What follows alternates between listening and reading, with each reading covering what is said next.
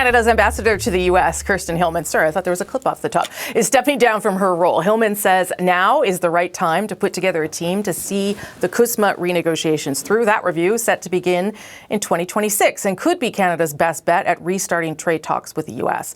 It comes as the Trump administration says all options are on the table, including walking away from the deal altogether. The minister responsible for Canada-U.S. trade, Dominic LeBlanc, joins me now live from Moncton. Nice to see you, Minister. Rosemary, imagine today, Rosemary, is my birthday. I can't think of a better birthday gift than to be on your show. I can think of one that you might have been happy with as well, and that's Michael Maw deciding that he was going to cross the floor and join your party. As you heard, that was a nice moment. Yep. Yeah, as you heard there, though, from Mr. Poilievre, he is questioning the way in which the Liberals might get to a majority. Are you comfortable with possibly getting a majority through floor crossing as opposed to an electoral process? But first of all, Rosemary, we're not yet there at a majority. I don't know if other Conservative or other MPs will decide to join our caucus. I listened to Mr. Poilievre's interview with you. He forgot how quickly they celebrated a couple of Liberal MPs that crossed to join the Conservative caucus in Mr. Harper's year. So memories are short here. Sanctimony is very high. And hypocrisy is never far away. So this, as you pointed out, is part of a parliamentary tradition. These people were elected by their constituents. They make decisions to leave Mr. Poilievre's caucus for whatever reason they decide. I'm comfortable that these MPs, in the case of my friend from Nova Scotia, Mr. D'Entremont, who made the decision some weeks ago, and Mr. Maw. It's an absolutely legitimate parliamentary decision, and we'll see if others also decide. Mr. Poilievre, of course, accepted no responsibility for those decisions from his caucus members, and that's also not unusual on his part. Okay, let's move on to some of the things that you have been working on and will have to work on in the new year. The Prime Minister met with the President and the Mexican President in D.C. at that FIFA event. They met behind closed doors for 45 minutes. The Prime Minister's office said they came out committed to working on CUSMA. What does that mean at this stage, Minister? Because it's very hard to get a handle on where things are at. So, Rosemary, it's a question we ask ourselves often in the government. The Prime Minister said that was the conversation he had with President Sheinbaum of Mexico and Mr. Trump was very positive in the sense that the three of them agreed that the review that was built into the CUSMA agreement 6 years ago will start early in the new year.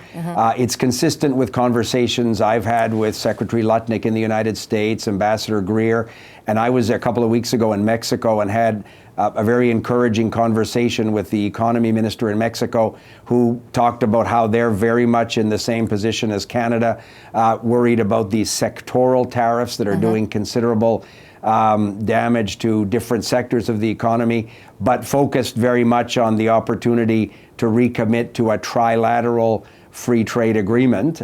It's not a renegotiation, it's a review. No.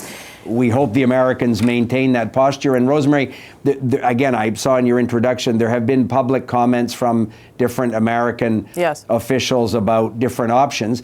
In private, the conversations are much more reassuring, or sort of traditional review under American law as these treaties would evolve. So we remain hopeful. What was happening before the infamous Ontario ads that stopped the formal talks, the formal negotiations, seemed to be that you were making some progress on these sectoral tariffs. Is that now off the table, and the government's approach is to work through the CUSMA review? I would, and you're right, we believe we were making progress. We hadn't arrived at a deal, but we were in a level of detail and exchange and frequency of meetings with senior American counterparts on steel, aluminum, and energy. We'd agreed that the next move would be on automobiles and softwood lumber, critical minerals. So the Prime Minister and the President had agreed on a process. We were hopeful. You're right. Mr. Trump decided to suspend those negotiations. That's regrettable. It would have been important for the Canadian economy had we been able to land a deal that was in the interests of Canadian workers and Canadian businesses. I wouldn't say, Rosemary, it's off the table in the sense that the minute the Americans decide that it's in their economic interest to continue. And obviously they did, because they were spending hours with us and advancing. So we're ready to resume those conversations and believe that we can get these bilateral arrangements that will bring relief to these sectors. However, like the Mexicans, the next time that there'll be direct engagement on the trade issue is likely to be as the beginning of the CUSMA trilateral review in January. So that's important too, to recommit to that agreement. But if ever in those conversations there's an opportunity for the Americans to agree to something that would be in their interest and in Canada's economic interest, of course, we're all in and ready to do that work. Is Mark Wiseman the next ambassador to the United States, Minister? I saw again at the beginning, your reference to Ambassador Hillman, somebody that I have adored working with, learned a lot from, really like her. She's become a friend of mine, super impressive woman who served the country so well. The Prime Minister will, in due course, make a decision and an announcement on the successor. That's not a no, though. That's not a no. I get you have to ask the question, but Rosemary, I've been around long enough that you didn't expect me to answer it. So I did not, but you didn't deny it either. So I feel like that's probably a win. But denying it would be part of an answer too, right? Sure. Alberta and Ottawa have now agreed to this deal that could lead to a new pipeline to the West Coast. British Columbia, as you know, very concerned. Many First Nations communities also very concerned. Is the federal government going to do any of the work to convince those groups, the province or communities, that this should happen? Or is that the sole responsibility of Alberta here? Because as you heard from Mr. Poilievre, he questions whether the government actually wants a pipeline at all.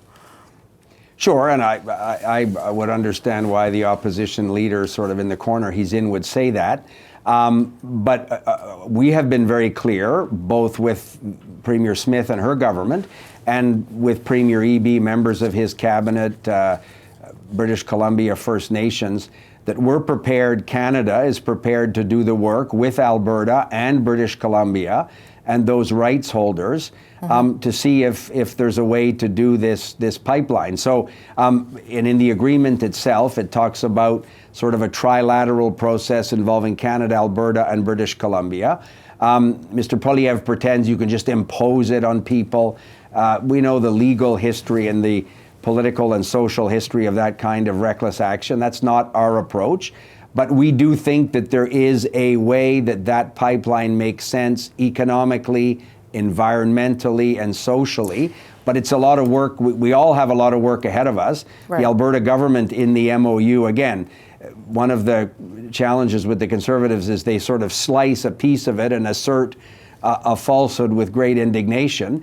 Alberta made a number of important commitments, as you noted in the interview previously, around industrial carbon price and so on. They did, but the government also walked away from a number of environmental policies, climate policies that were important both to the Prime Minister and to the Liberal Party previously. And Stephen Guilbeault, you know, your former cabinet colleague, was very upset by that and questions the commitment to climate change. But he also questions whether this is going to fuel the separatist movement in Quebec. So I would like to hear from you as the Minister of Intergovernmental Affairs about whether you think that is a factor, whether making Alberta happy is coming at a cost to support in Quebec.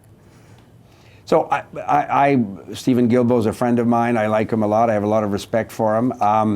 I wouldn't have necessarily drawn the straight line that he did there. The responsibility of the Prime Minister and the Government of Canada is for the unity of the whole country. The Prime Minister, I think, has said, and I agree with this, so has my colleague, the Environment Minister, Madame de Bruzen, if we want to achieve our climate change commitments, the provinces have to participate. So if Alberta was refusing to participate in a whole series of measures, contesting before the courts a whole series of measures that the Government of Canada was trying to implement, perhaps there's a way to have them as a partner with other governments in a responsible way. So I don't think it's a zero-sum game. It's not a choice where you either please Alberta and therefore somehow put at risk the unity of the country in Quebec. I think the whole country, Rosemary, needs a Canadian economy that's growing, sustainable, responsible. The whole country benefits from the economy of Alberta. I come from Atlantic Canada. Every week I see people traveling back and forth on the airplanes to work in the energy sector in Western Canada. So I don't think we can be agnostic as a country to the responsible economic success of the energy sector in Western Canada. Minister Dominic LeBlanc, I will wish you a happy birthday and happy holidays, sir. Thank you for making the time this morning. And thank you, Rosemary. Merry Christmas. Merry Christmas to you. The top trade representative in the U.S. is floating a variety of possible outcomes as Canada's trilateral deal with the U.S. and Mexico heads toward a 2026 renewal date. Our economic relationship with Canada is very, very different than our economic relationship with Mexico. The labor situation is different. The import-export profile is different. The rule of law is different. The threat to possibly break up the trade deal is the latest in a multitude of outcomes now that the White House has suggested could be in play for the decades-old agreement. All three countries must indicate by July 1st of next year whether they want to extend the agreement, renegotiate its terms, or let it expire. Juan Carlos Baker is a former Mexican deputy trade minister. He also helped negotiate CUSMA, of course, the current trade deal between Mexico, Canada, and the United States, and he joins us again today. Nice to see you again. Rosemary, my pleasure. Happy to be in your show. It does. I feel like I ask you this every time, but there's a reason I do, and that's because, again, this past week, the U.S. Trade Representative Jameson Greer floated the idea of separate trade agreements with Canada and Mexico. First, give me your assessment of whether you think this is a real threat, whether this is something that is really being considered. I don't think that that is the case. I mean, obviously, we cannot foresee what President Donald Trump might propose to Canada and Mexico next year once that the review officially starts.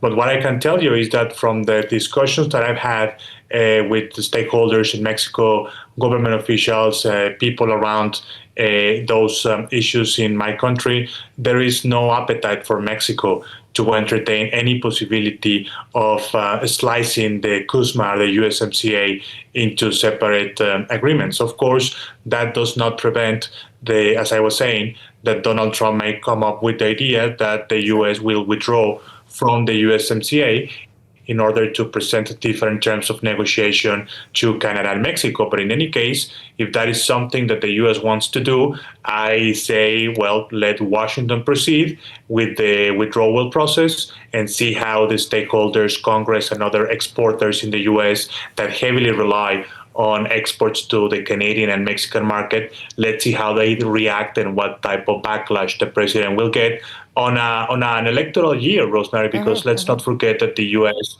will enter into midterm election cycle in a couple of weeks from today.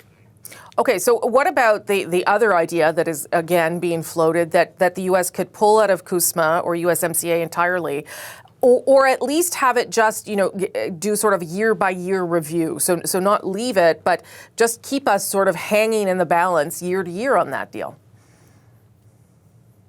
Well, those are two separate options. The possibility of exiting altogether the agreement, that one I see zero possibilities of happening, because right now, Rosemary, that is actually provided for in the agreement. If the U.S. or Canada or Mexico, for that matter, would like to consider leaving the agreement, they could execute that option right now.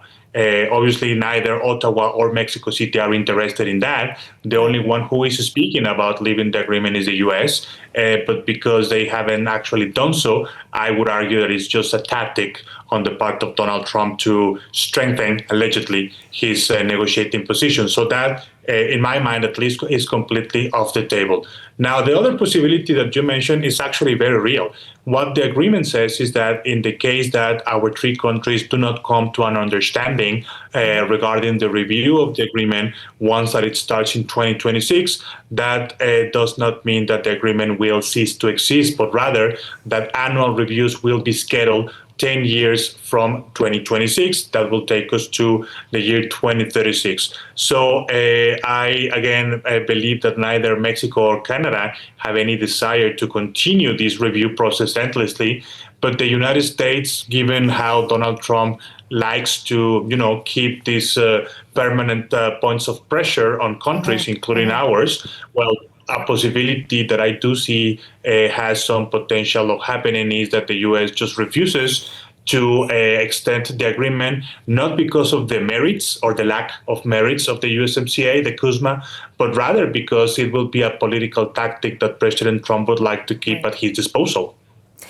As you know, the talks between Canada and the U.S., the formal talks anyway, are off when it comes to sectoral tariffs. And now we're it looks like we're headed towards some sort of solution or resolution of this through the CUSMA review.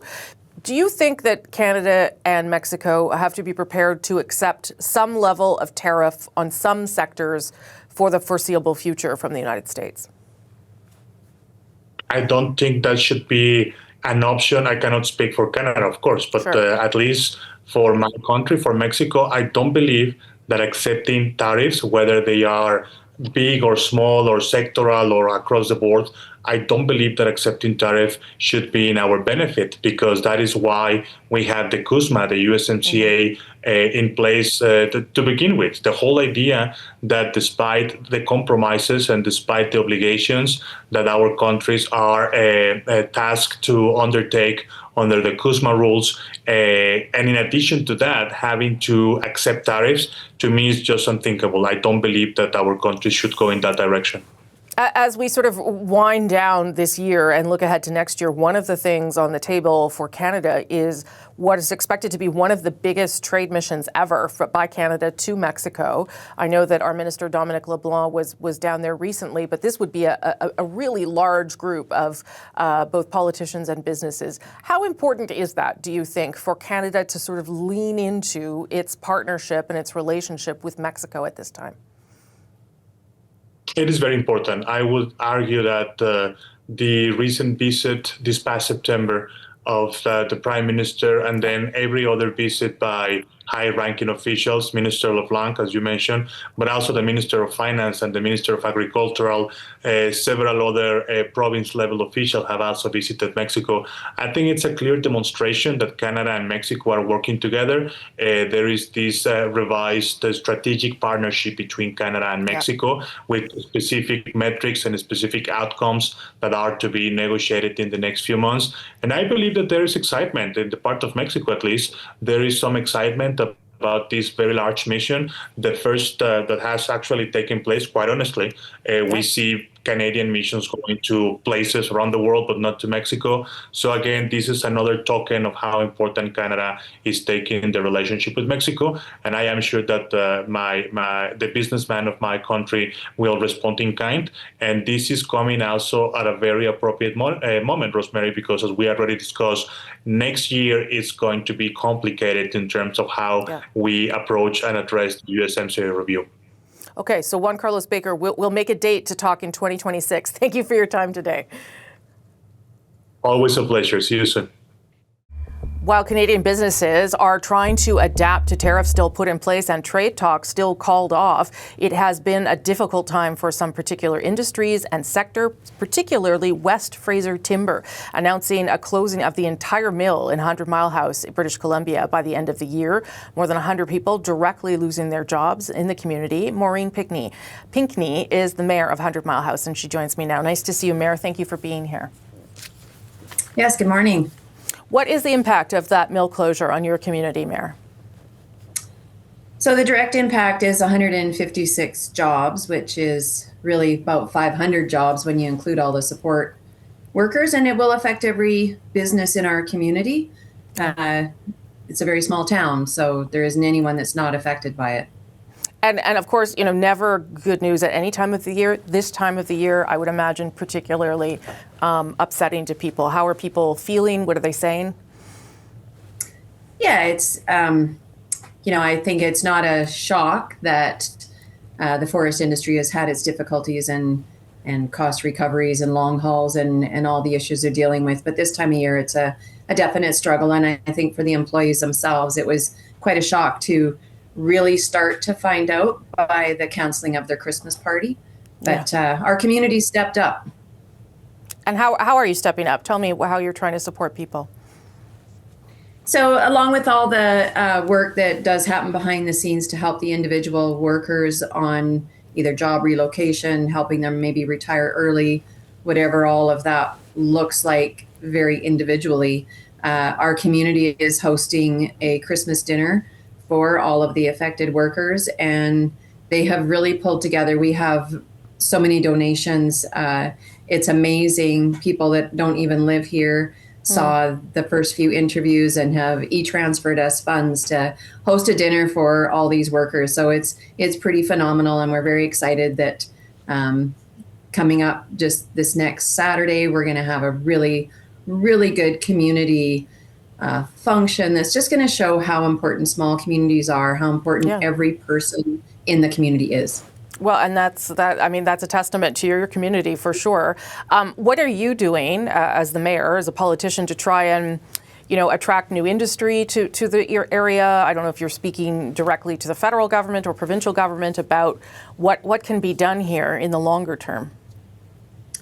And that's what we have to focus on, is not just long-term, short-term. We rely on the taxation from those mills. Our community is very small, the circle around our town, so we don't have a big tax base. And, we're looking at short-term funding. We need funding from the province and the federal government to step up in the short term. And then we need some long-term solutions on how we can get more industry here. We have affordable land.